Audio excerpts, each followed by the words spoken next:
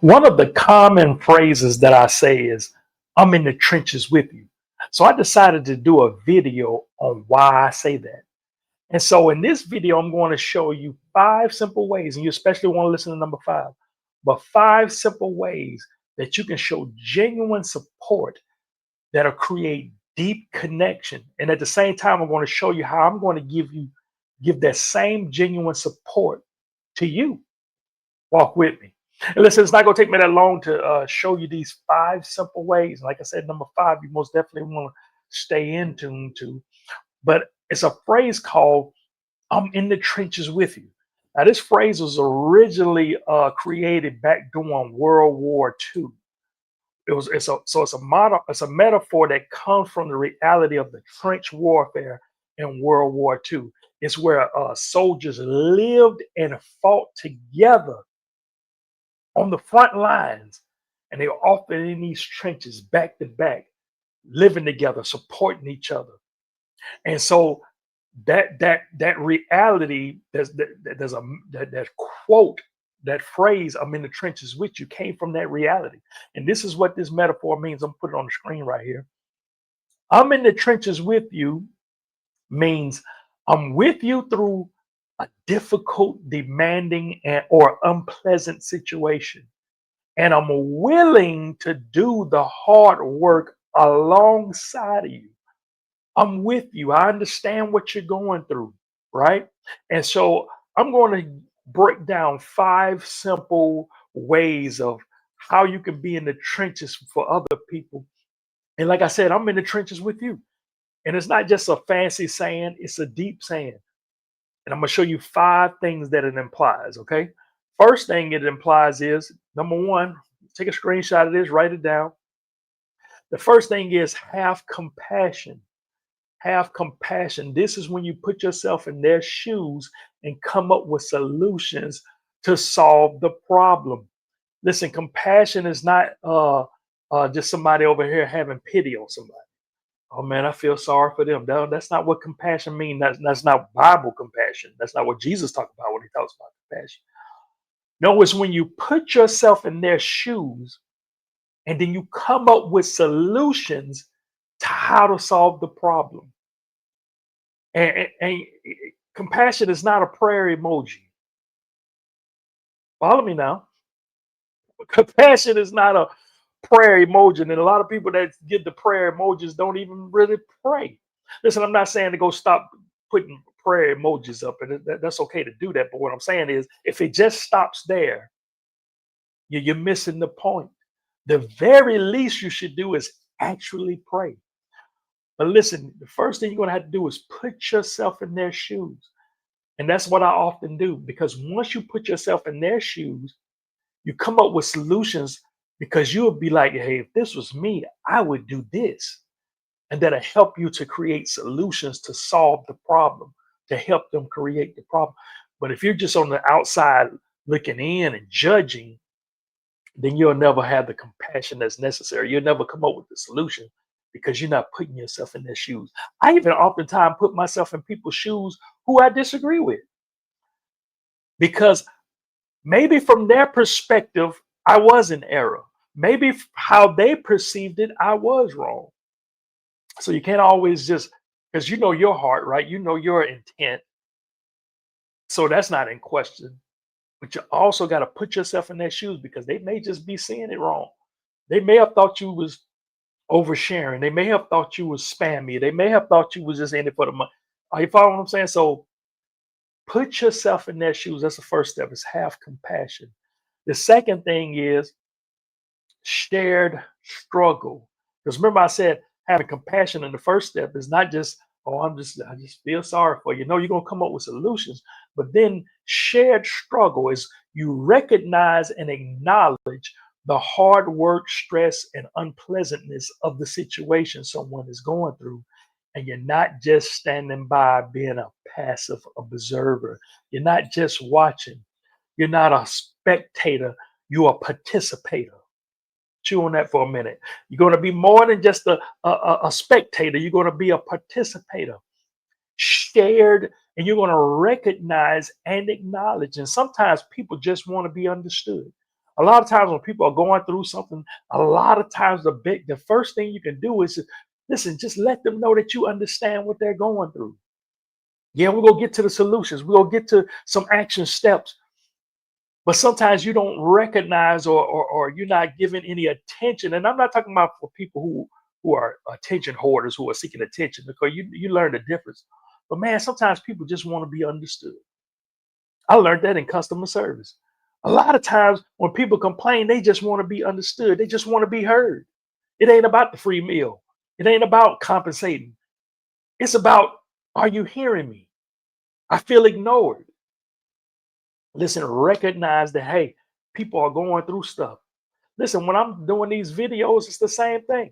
I'm doing these videos, I'm acknowledging your pain. As a matter of fact, a lot of videos that I do, if you've been following me, I'll start off with a video a lot of times with a question like, are you experiencing this? Are you worried about this? Are you doing it? Why am I doing that? I'm acknowledging and recognizing your pain. I'm acknowledging that I see it. Hey, is this what you're going through? Hey, I see you. Watch this video because here's maybe a possible solution. And that's what I do for you. I'm acknowledging, and you got to do that for others. Acknowledge that you see their pain. Recognize it. Hey, I know what you're going through. Even if you don't understand what they're going through, you can even say that. Hey, I can't even pretend like I know what you're going through, but I see it. I recognize it. But remember to look at the last part of that. It says, and not just being a passive observer. You're not just standing by watching, which is going to lead to step number 3. When you say I'm in the trenches with you, this is the third thing it implies: active involvement. You are not just offering verbal support, but are personally and actively involved in the situation, willing to get your hands dirty. Listen, an acquaintance uh, uh, would tell you good things. An acquaintance will motivate you, but a real friend gets involved. Are you understanding what I'm saying? Hey, a friend will pray for you, but a true friend gets involved. Be willing to get your hands dirty. Be willing to to to to show your support, not just verbally. Keep winning. You know, you got it. Don't give up. Hey, I say all those things too. I'm a main person that say you can't quit now. But listen, I go far beyond just saying you can't quit now. This is what I've done for you. This is my active involvement for you. It's one thing to come on here and say, hey, don't give up, don't quit. But this is one of the things I did. This is one of my active involvements. I wrote a book called You Can't Quit Now. Listen, there's no barcode on the back of this. This is a book that I created because this is my active involvement that I want to give to you. I want to bless you with it. You don't have to pay for this. If, as a matter of fact, if you would like this, just comment the word book in the comment section and I'll send it to you. Or you can just click the link in the description of this video, look in the description and just click the link and I'm going to send it to you. But listen, I took my time and wrote this with intention. Listen, I wasn't writing this thinking, oh, this is going to make me look good. I wasn't writing this to, oh man, this is going to make me look better. This is going to improve my resume. No, I wrote this with the intention of changing your life. Every word that was written was carefully thought like, how can I say something that when they read it, it's going to motivate them to not give up, to keep going, and lead them to transformation. Each page, each word is written with that intent. Listen, this is not AI generated. This is GI generated, God inspired. Listen, I personally wrote this with the intent of donation, with the intent of transformation, with the intent of changing your life.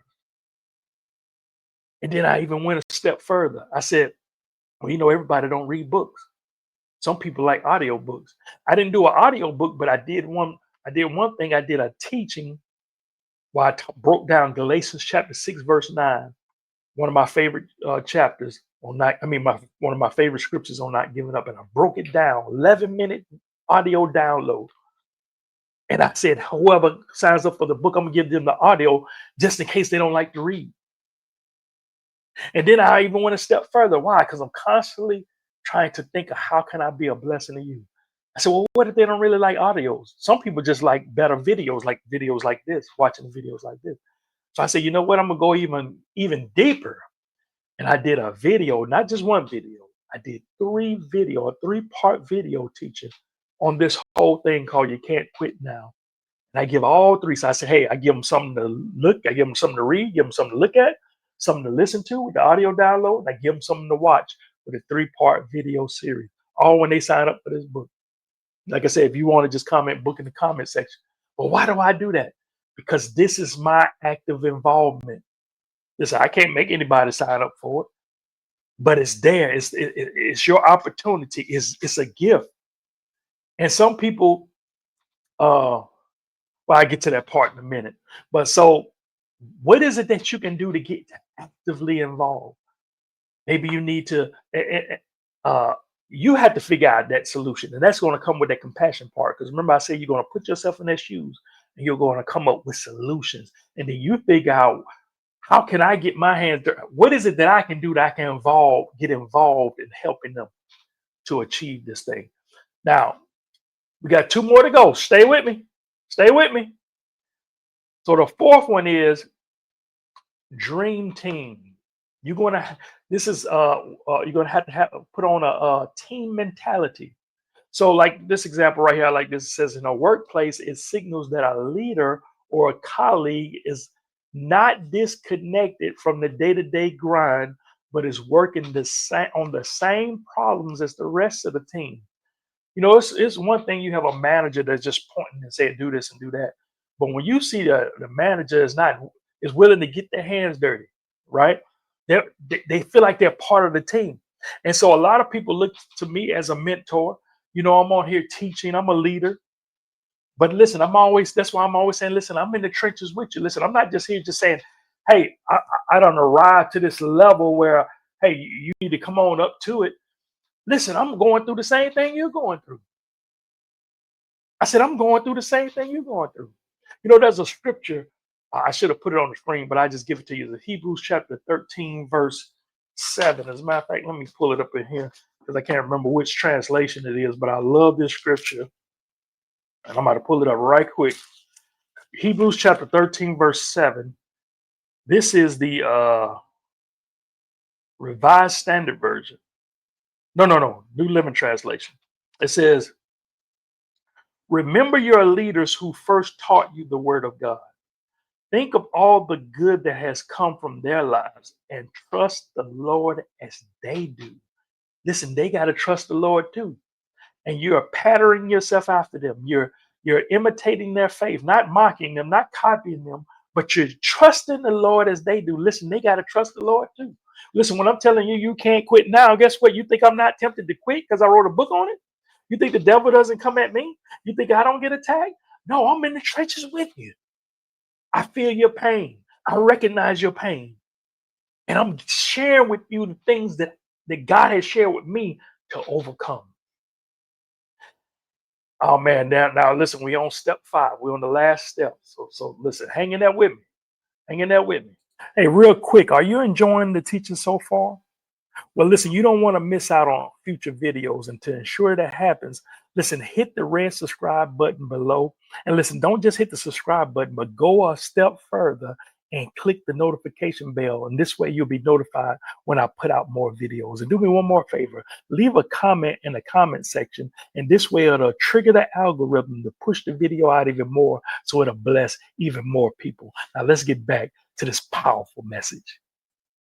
So the fifth thing that implies that I'm in the trenches with you implies, as a matter of fact, before we get to that last thing, like I said, if you do want this book, book in the comment section, but also if you're watching like on your computer or your TV, you can take your cell phone and just scan that QR code and that'll take you right there and you can get that my donation to you, my gift to you.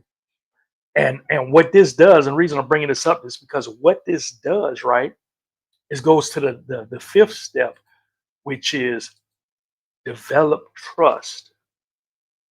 So it says it conveys the idea that you trust and will support your partner, friend, or teammate no matter how difficult or intense the battle becomes. Listen, this is going to create deep trust. You know, in the so for example, like I was saying, people sign up, just say you sign up for this book, right? Or you subscribe to my channel, this YouTube channel, and you're watching my videos, you start, you're like, okay, I'm interested in this guy. Who, let me see what he's about. And you start watching my videos. It creates what's called in the entrepreneurial world what they call KLT, know, like, and trust. And so the more you get consumed with my content, the more you begin to know me, the more you begin to learn my heart, the more you begin to learn my intent. You sign up for the book and you'll see, okay, there's no strings attached. And then you're gonna see that the book is good, the audio download is good, the video teaching is good.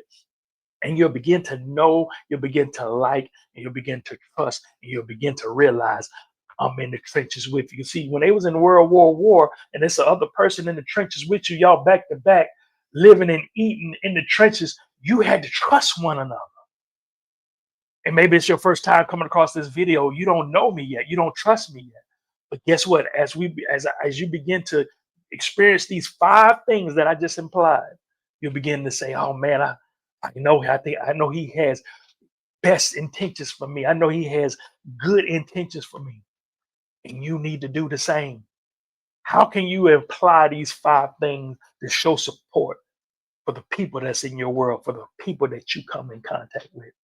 Listen, you need to be a faucet and not a drain. I'm gonna say that again. You need to be a faucet and not a drain. I actually got that quote from a movie called The Forge. Have you ever seen The Forge? Excellent movie, by the way. If you've never seen it, please go. I don't know where is it on Amazon Prime, Netflix, whatever. If you haven't seen it, but it's called The Forge. And I actually did a video once uh, teaching my greatest takeaways from that movie called The Forge. I taught you the lessons I learned from that movie. And as a matter of fact, I'm gonna put it right here, and you can just click right there, and I'll see you in that video. So watch that next. Listen, I love you. Stay up, stay blessed, and always remember that the word is your life.